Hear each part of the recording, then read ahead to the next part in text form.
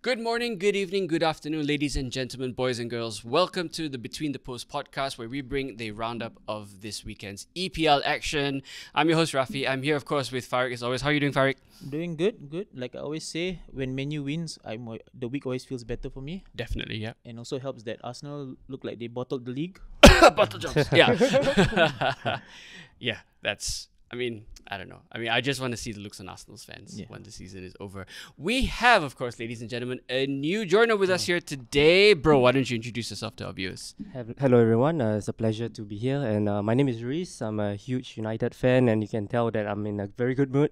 United wins, and it's a happy week, upcoming week, yeah. All right, awesome. Okay, so we're going to dive into our first segment. Farid, you've already alluded to it right there. Arsenal absolutely bottling it against Brighton, losing 3-0 at home, and Manchester City, in a neat bit of symmetry, also won 3-0 on the weekend. So I'm going to throw it over to the new guy. Very simple question. Is there any chance Arsenal come back from this to win the league? No chance at all. I don't see Man City slipping up in the upcoming 3 games, and I feel that Arsenal, as you guys have mentioned, they have bottled it. Yeah. You know, they had one job over the weekend is to And they beat couldn't do Brighton, and they just couldn't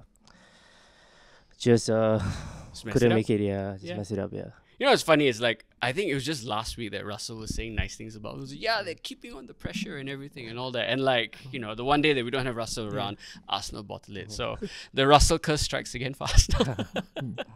But Farid, honestly, do you agree with that? Is there any way back for Arsenal from this? It's Man City's title to lose. I mean, I'm looking at their next 3 matches. They have Chelsea, who we know how they've been going this whole season, but you never know. You have to remember that they still have top players in their team. Yeah. And there's always that chance. Then they have Brighton, and their final game is against Brentford. On paper, they're all not easy games, especially their last 2 games are away to Brighton, away to Brentford. Yeah. So we thought that at home at the Emirates against Brighton they should have done it on paper, right? Yeah. But you know, you never know with this Arsenal team. They're sort of like taking cues from their best friends in North London, Spursing it up. Yeah. But like, do you then see, do you think Arsenal can build a springboard for this for next season, or it's just like, this is the absolute maximum they could have achieved, and they need way more than that to compete for next season? I think definitely next season is all to play for. You know, there are so many great teams that are upcoming. They are challenging for the title. Yeah. And this is Arsenal's best season in 20 years, according to their fans, and I can see why. They have progressed so much as compared to last season. And this season have showed that they are a young squad, but they have developed a lot. And finishing second behind Man City, 3 games before the end of the season, I think that tells a lot of their progress, right? Yeah. I mean, that's fair. I mean, like, I don't know. I mean, I've been Arsenal fans have not liked any of my takes about Arsenal this season. So because we said that they don't have serial winners, and it's being proven. Everybody proven. So I guess that's it. There's not much else to say about the title race. I think we're done. Aren't we? Yeah. But I guess you have to give Arsenal a bit of credit, because if you were to look at the table now, I think only Arsenal and Man City are the only teams who have hit 80 points. Yeah. And if it goes in the same trajectory, Man City could hit 93 points or 94 points to win the title. And that is an insane number in any league. That is a huge number, yeah. If you consider the last time Man United won the league, it was with only 78 points or something around there. Yeah. Yeah, so you can't deny the effect that Pep has had on the club. I mean, it pains me to see that Man City win 3 titles in a row. I mean, that's why I was gunning for Arsenal, because I have a bit of a soft spot for Arsenal. In spite of their fans, though? I mean, their fans aside, like, I mean, they're, like, all the EFTV guys are quite insufferable.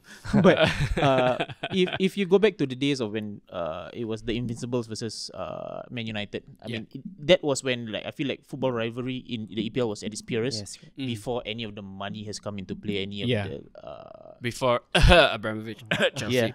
Yeah, so that's why I always have that soft spot for Arsenal, because they are, in a sense, Man U's truest rivals. If I know they competed fairly. Liverpool is there, but I think Liverpool and Man United, the peaks always come at different ages. Yeah. So as much as the fans always go head to head, like we've never really seen Man U and Liverpool on top in a title race. Yeah. Right. When was the last time? No, I don't think you'd have to go way back, right? Yeah, I think it's the Ian Rush era. That's when Man U was sort of on the upward trajectory and Liverpool were dominating. Yeah, which would have been the time when just before Liverpool.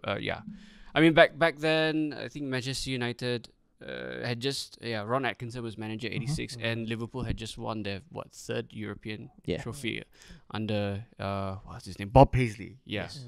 Oh, we have to go way back for that. Yeah. Rafie showing his age. So I am young at heart, very very young at heart. Like, as much as it pains me to see Man City win the title, but for them to consistently hit 90 points every single season, it is insane, regardless of any league that you're in. And Correct. It shows you gotta give them flowers for that. Yeah, so definitely. So, like Reece said, like it's gonna be interesting next season because we're seeing a lot of teams up and coming.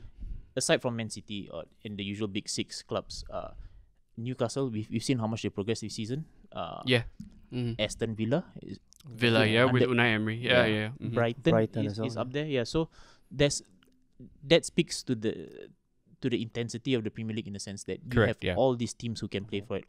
Although granted, Man City have been winning for the past 3 seasons, but there's always some sort of drama, whether it's the race for Europe, the relegation battle, or even for Conference League. I think the race for Conference League now is also quite tight. So Actually, that then goes on to our next segment, the race for Europe. Thank you for that segue, Farid. We're looking at 2 teams that are tied on 66 points, Newcastle and Manchester United. Newcastle are ahead by virtue of their goal difference. Liverpool are 4 points behind with 62 points. And then after that, we have a little bit of a gap, haven't we? We've got a little bit of a gap to Brighton 4 points behind 58, and then Tottenham on 57. So, Riz, I'm going to ask you, you're going to have to justify your answer here. Do you think United are going to stay in 4th, or are they going to be able to catch Newcastle in 3rd? I think looking at Newcastle next game against Brighton, I have a feeling that they will slip up because Brighton is not an easy opponent to beat. And they rolled over for Everton though. I think that was a fluke. You guys let me down against Everton, man. Come on. Yeah. Okay, we'll get to Everton later, but yeah, please continue. And United has 3 other easy games. I think winnable games. We are talking about we can't say easy games. Bournemouth away, Chelsea at home, and Fulham at home. I think those are winnable games. Me looking at how well United have played against Wolves, I don't see them any problems of beating the 3 other teams, the upcoming teams. And I think they have one thing good for them to their advantage is that they have a whole week of rest. So I think it helps with the players. Yeah, it's so rare, right? I think I think the midweek rest it helps against Wolves was the first time that Manchester United have had a proper midweek rest since before the World Cup, right? Yeah, absolutely crazy. I mean, even coming off of the World Cup, when all the teams are coming back for EPL, Man U had to start, I think, like 3 or 4 days beforehand just because of the Europa League. Yeah. And we also have key players back like Varane and Garnacho, which are a huge difference in the game against Wolves. You can see how well Varane have defended against Wolves, and credit to his presence and his leadership, and there goes the clean sheet for United. Proof is in the pudding, right? Yeah. And don't forget, De Gea is guaranteed the Golden Glove this season. At worst, if he concedes, he's going to share it. Yeah. But for a guy who has conceded the number of goals that he has, to win the Golden Glove, and some of the poor quality goals that he has conceded as well. Oh God, West Ham. Yeah. But that's staggering actually, because De Gea, we hear obviously that he's going to be given a new contract, reduced terms, but not guaranteed number 1 status. Farid, is that deserved or not? I mean, we shat a little bit on De Gea like a week ago, but do you think that's okay for United to give him a new deal? I mean, if you look at the history of Man United for the past 5-6 seasons, we've always had a top-rated second choice keeper. I'm not saying De Gea immediately gets if we bring a new keeper, he immediately goes to become the second choice keeper, but then there needs to be that transition. Like Man United have always struggled with replacing their keepers. We saw from Schmeichel, and then you had the number of keepers that you had Bosnich, you had shout out for Barthez. Barthez, and then you had Van der Sar, and then no. How can you forget the blind Venetian Massimo Taibi? I don't know whether the goals that he conceded would be considered embarrassing in this day and age, considering some of the clangers that we've seen keepers drop. But so then from Van der Sar to De Gea, thankfully it wasn't too bad of a transition. But then now I think De Gea, you can't doubt his quality. his shot stopping quality. And actually, a lot of people forget when De Gea was first brought in by Ferguson, he was known for his De Gea was known for his distribution. Yes. Yeah. Which a lot of people knock him for now, but then he could ping the ball very well back then. But yeah, unfortunately for him, goalkeeping has evolved rapidly in the past 10, 12 years, and it sort of left him behind, which is why it shows that he's a great shot stopper. Like, you can't deny some of the highlight reel saves that he has had, but then just his distribution when he's under pressure, I think he coming from the La Liga, you don't really get that much pressure on the ball. Well, then, back then, for sure. Back then. And then now with like all the sweeper keepers and whatnot, so he is sort of like a bit of a dinosaur. But then going into the next season, I don't mind him staying on with the club because. But not as guaranteed number one. Yeah, not as guaranteed number one. But then begs the question is that who is gonna replace him? I mean, there's names have been brought up: David Raya, Diego Costa, but there is no big name keeper. Like, there's no. Remember when Donnarumma was coming up and he was the next big thing goalkeeping? Yeah, there's no big name currently that a club like Man U can go for. Yeah. Okay. What do you think? Do you agree with that? Do you think it's okay that he's staying, or should they have just offloaded him and looked to get someone else in? Yeah, De Gea has been a great servant to Manchester United. He's been there for more than 10 years. I think he deserves to be in the club again. To be in the club, to stay in the club for next season, because he deserves a chance. Sure. And there's no fluke that he's winning the Golden Glove this season. Yeah. So he deserves the credit for that. And also not forgetting that they have to credit Martinez and Varane as well for helping him with the clean sheet. Oh yeah.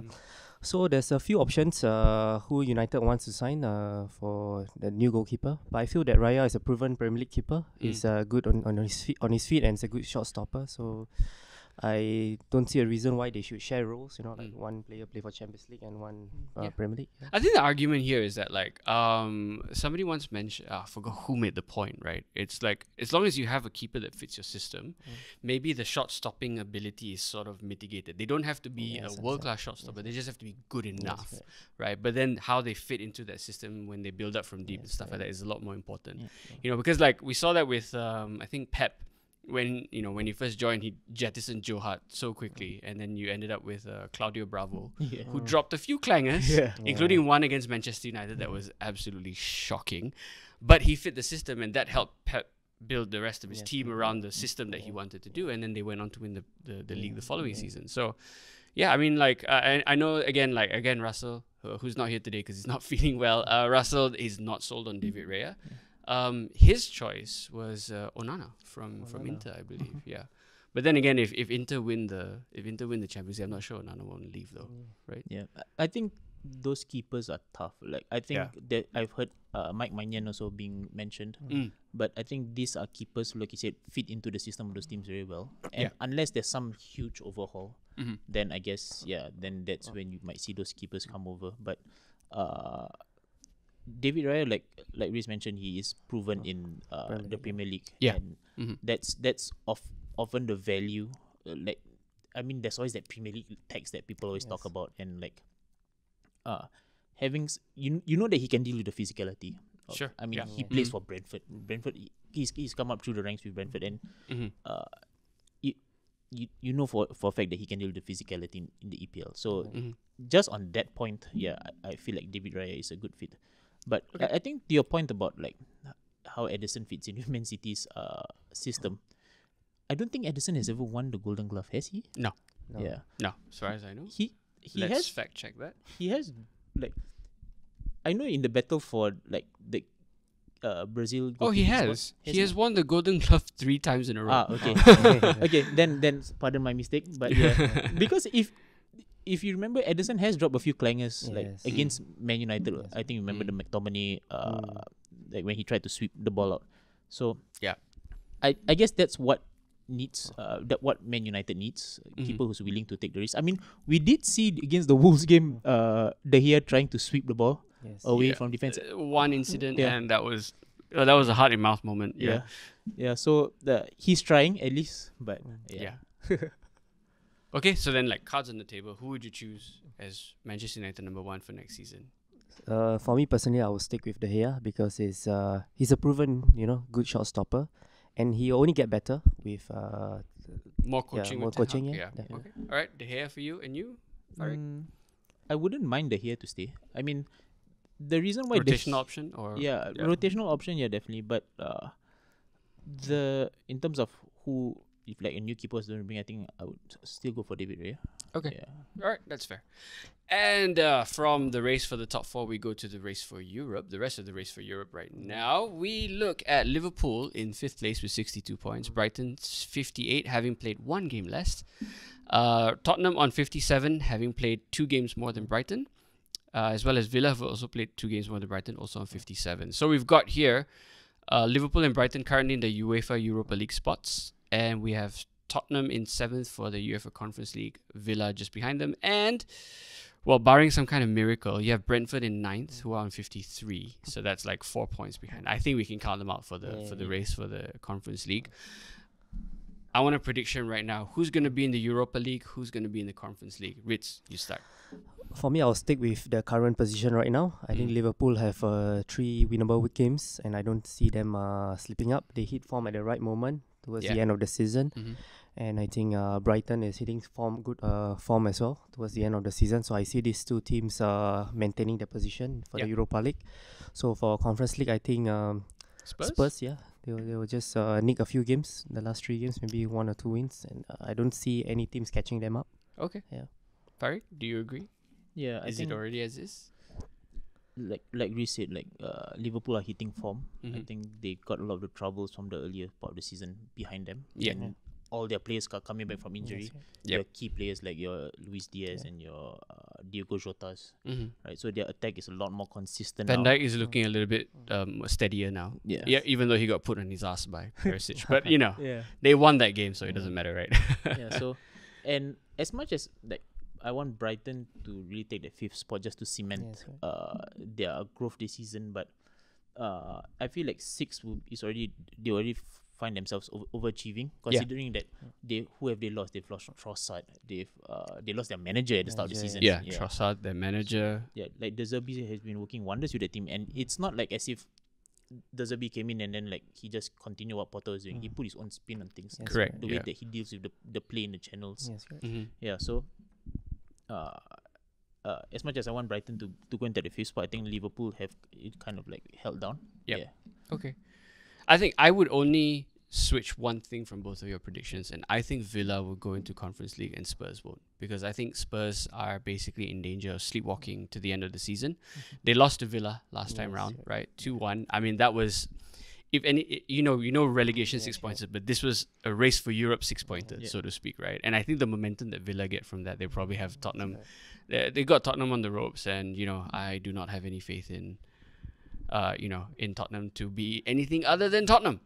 So if I'm not wrong, they have quite a tough run of matches as well. They have Brentford next, and they're up against on the final day. They're up against a Sam Allardyce-led Leeds.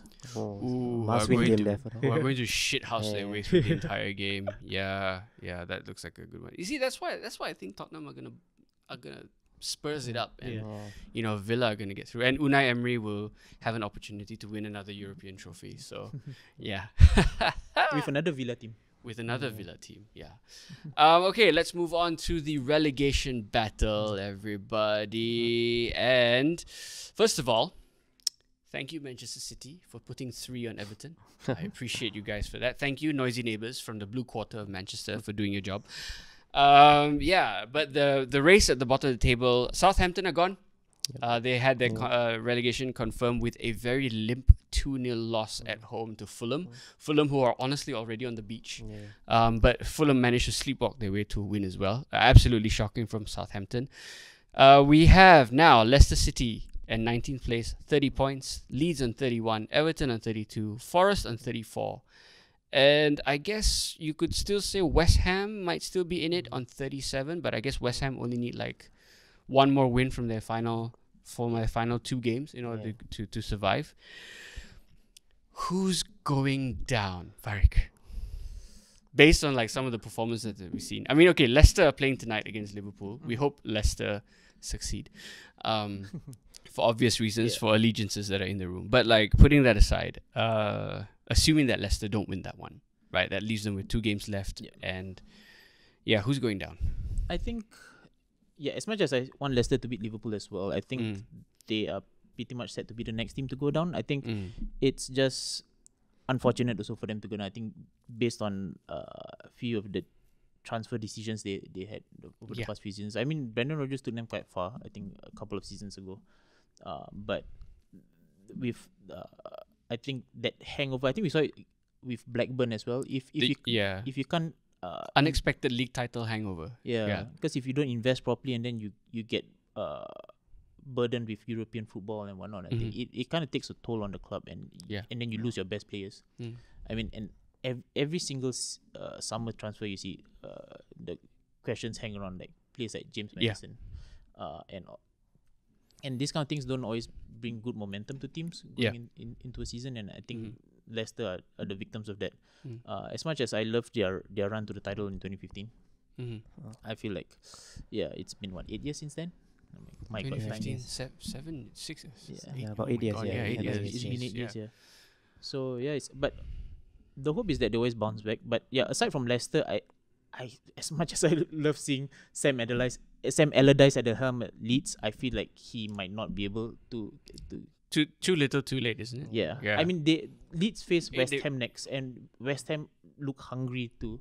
I mean, they beat Man U, and David Moyes is doing David Moyes things, and I feel like West Ham will survive. For better or for worse, he's doing David Moyes things. I mean, I think they're on course for the Conference League final as well. So that's the thing. That's crazy. What a Jekyll and Hyde season from West Ham. Though, you know. So I think that should drive them to survival. Nottingham Forest is the big question mark now. I think they're amongst the teams that they face in their run-in is Arsenal and Man United. So it could. I think they've already faced Man U twice. They faced Man U twice already. I think Tottenham. Forest have Crystal Palace as their final game, and then Arsenal, and those are their two final games. Arsenal and Crystal Palace. Yes.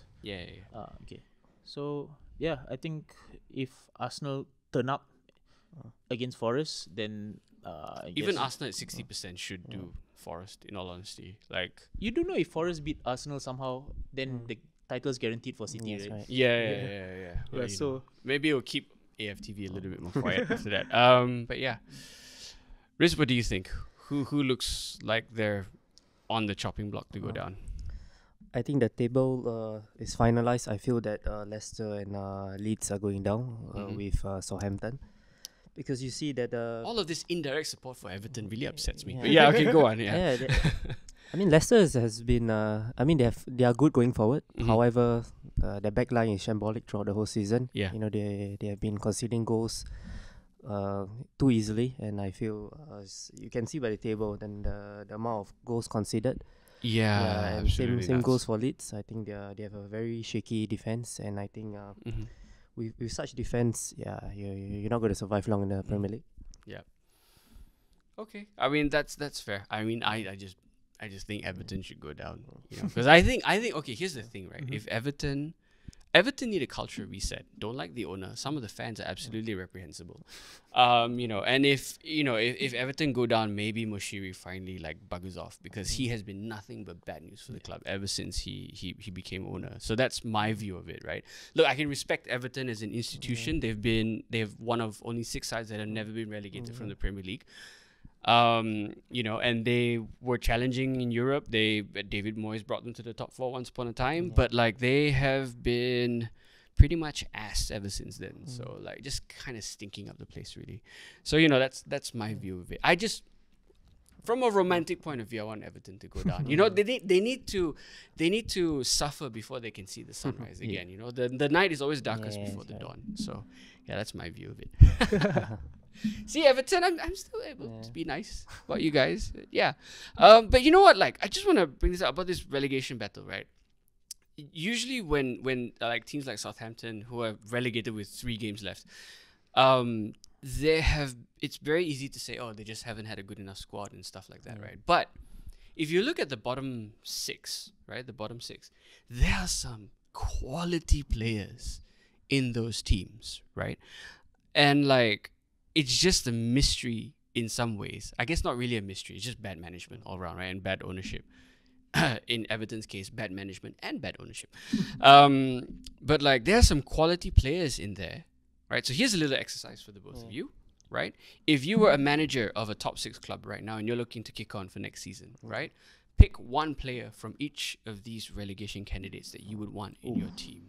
Okay, so let you guys think about that for a while. I'll start. Southampton, James Ward-Prowse. Leicester City, James Maddison. Leeds United, well, no, don't want them at Man U. But like, if I was to take somebody from Leeds, it might be as a backup striker, Patrick Bamford, right?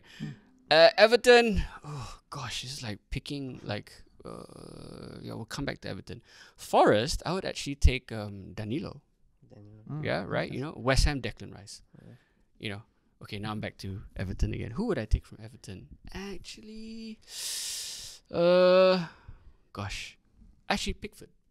Jordan Pickford. Yeah. England international goalkeeper. So these would be my 6 that I would pick from the bottom 6. You know, that I would pick from because these are all quality players. James Ward-Prowse, fantastic midfielder, just not found a manager that has managed to harness his talents aside from his free kick taking ability. You know. But like, yeah. Okay, so who wants to go first? I'll go first. So yeah, from Southampton, I'll take Bella Kotchap. Good up and coming young defender from Germany. Good one. Leicester, I think I'll go with James Maddison as well. Yeah. I mean, like the rumor mill is always there. Leeds, I would actually go for Weston McKennie. Okay. Central midfielder. Yeah. American, right? Yeah, American. Yeah. He was from Juve and but I'm not sure whether he's on loan to Leeds. I think he might be on loan to Leeds. On loan, It's okay. It's alright. We'll include loanies for the purposes of this exercise. There's the other American guy that's with them. There are quite a few. Is it Somerville? No. I think Crescencio Somerville. So that's another guy. Quite dangerous on the wing. Yeah. Okay. For Everton, he has a bit of a patchy injury record, but then Dominic Calvert-Lewin. Okay, he's class. Yeah, he's class. Yeah. For Nottingham Forest, I've said it before, but Nico Williams. Yeah. Okay. Yep. And from West Ham, I'll most probably take Declan Rice. And if not Declan Rice, I'll actually go for Mikel Antonio. Yeah. Okay. Ritz, who have you got? Yeah, for Southampton, I would definitely get Lavia. I think he's a proven defensive mid in the Premier League. He performed well against big teams. Yep. So for Leicester, I would take Harvey Barnes. I think he's the type of player who you can compare with Martinelli, who just wants to go forward. Direct running. Yeah. Yep. Good shout. Leeds, as Farid mentioned, McKennie, because he played for Juve. I think he has a lot of experience under his belt. For Everton, I would get Onana. Yeah, he's a very tall defensive mid as well. Strong presence. In good going forward as well. Yep. Nottingham Forest, I would get Nketiah, the centre back. Nketiah. I think I know who you're talking about. Yeah. I will be the first to admit that I have not watched a lot of Forest games this season. He was signed from Frankfurt. He was rock solid at the back in the Bundesliga. Niakate. Okay. Senegalese, yeah. Okay, yep. And West Ham, there's Declan Rice is one of the best defensive mid in England. So, yeah. Actually, do you think then, right, if West Ham do get relegated, then Declan Rice is available for a bit cheaper? Yeah. Because he definitely won't want to play in the Championship. 100%. Definitely, yeah. I think any top six club would want him. Yeah. Never mind top 6. I think top 3, top 4. Yeah, he would not look out of place there. Yeah. I think West Ham did mention that they're going to put Rice on sale for this summer. Yeah, which can cost up till to 120 million. Yeah, because I think if they don't sell him this summer, he goes on a free the following summer. Yeah. Okay. All right. Those are all fair shouts. That's it. That wraps up the weekend's action. We're gonna end today with our hero of the week and our villain of the week. So I'm gonna give it to the new guy, Ritz. You're gonna start off. Who's your hero of the week? Who's your villain of the week?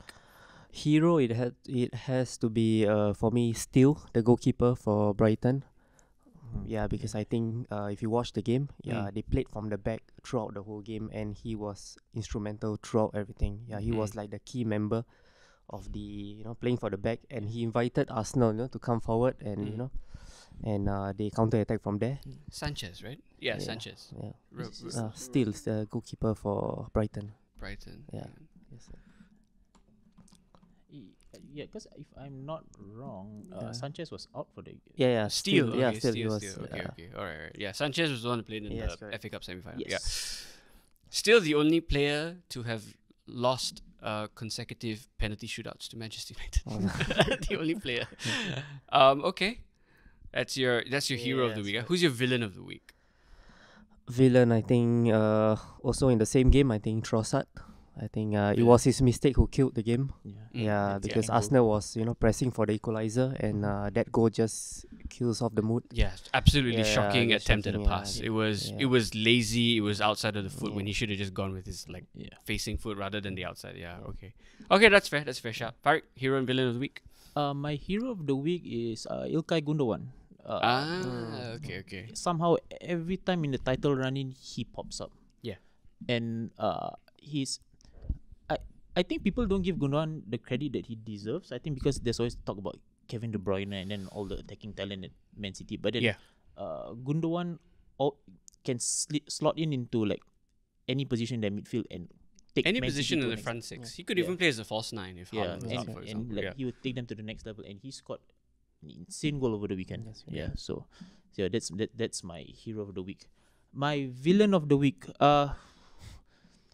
I can't think past an Arsenal player. I think that whole Arsenal team, they started the match well, but like you said, like few mistakes here and there, and then like suddenly the game's pretty much done.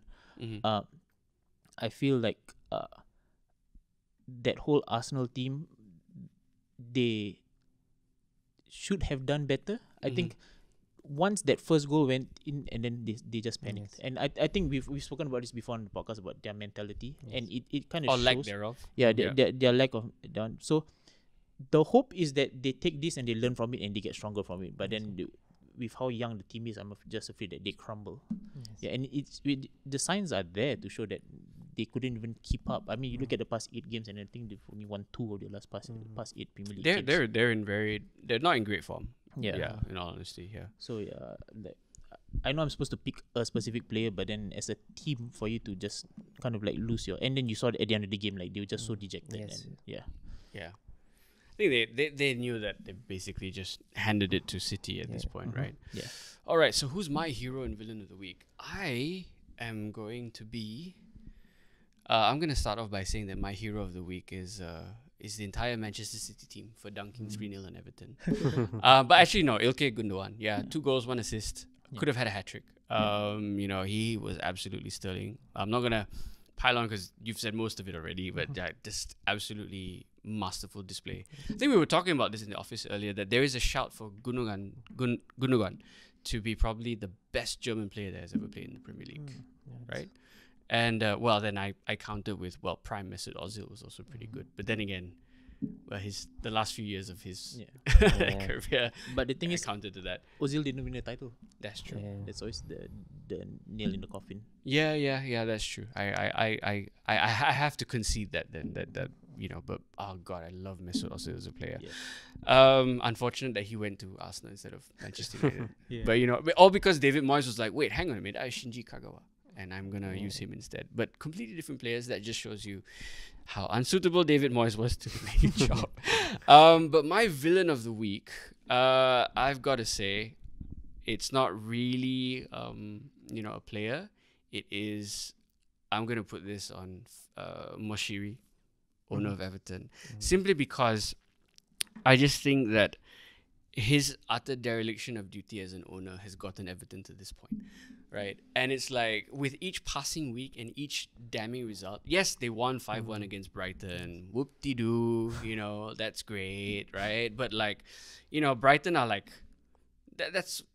Brighton are not expected to be at that level of consistency. This is, if anything, this is Brighton's breakout season, So it's like you expect these results once in a while.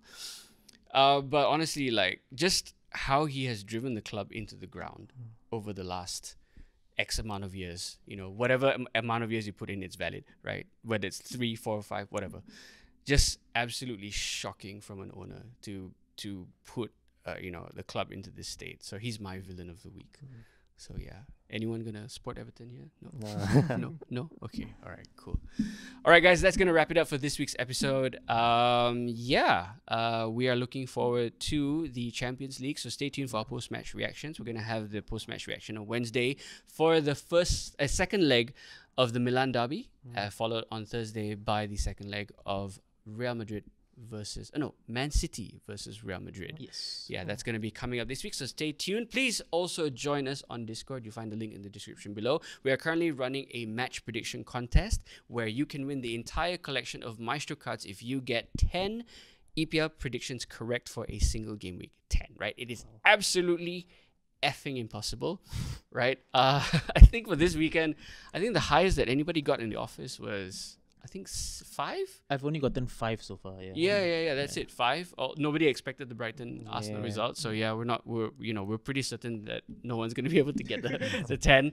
For a match prediction series. So yeah, and of course, if you'd like to come and appear on a future episode of the podcast, please leave a comment in the description below, and we'll be more than happy to have you. Okay. Farik, thank you very much. Rich, thank you so much for joining us. Hope you enjoyed your time here on the podcast today. Thank you. All right, awesome. All right, that's it from us. Bye-bye. See you.